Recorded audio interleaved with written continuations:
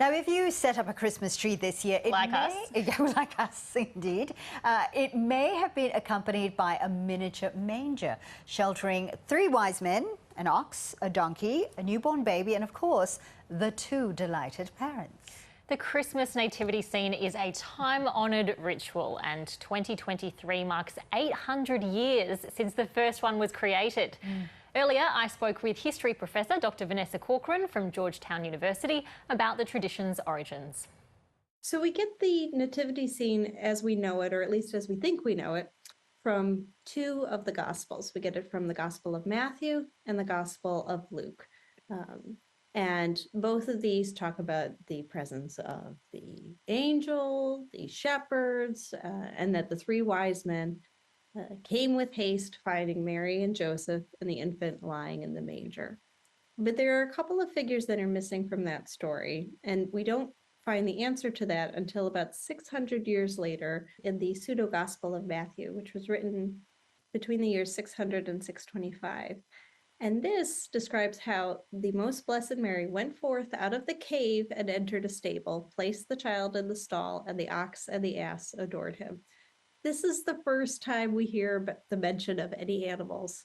None are listed as present within the Bible, but here they are playing a very prominent role. And I think what's also very telling about this particular rendition of the nativity story is that it says that Mary went forth out of the cave, really underscoring the simplicity and rough conditions from which Jesus was born into.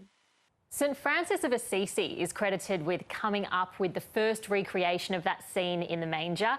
How did he go about that? So St. Francis at this time had already cast away his worldly goods. He actually came from quite a wealthy family, but embraced this life of poverty.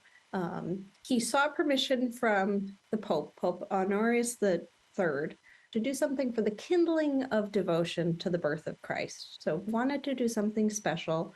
Francis thought, why don't we actually create a nativity scene, not with statues, but with real life people and real life animals. And so Francis made ready a manger and bade hay together with an ox and an ass, and sets up this first living nativity scene.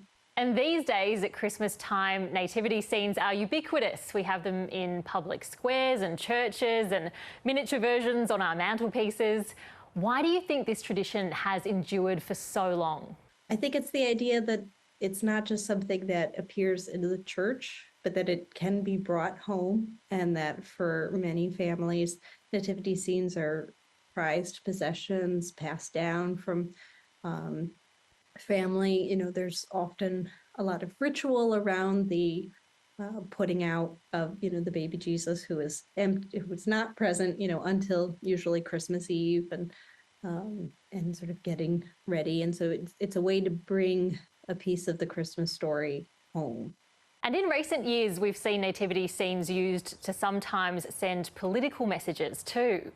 There's one church in particular in Massachusetts, St. Susanna Church, that is well known for every year sort of picking a different political topic. A few that come to mind in recent memory are a response to mass gun violence, as well as one that depicts the nativity scene halfway underwater as a result of inaction to climate change. There were also many representations during the COVID pandemic. So socially distancing the Holy Family, the 3 wise men who are traveling, having first quarantined and then presenting their vaccine cards to the Holy Family as their gift. And there is some commentary, I understand, happening this year about the Israel-Gaza conflict too. Bethlehem is certainly not a festive place to be at the moment. There is no Christmas in Bethlehem. Christmas has officially been canceled in terms of any celebrations or festivities.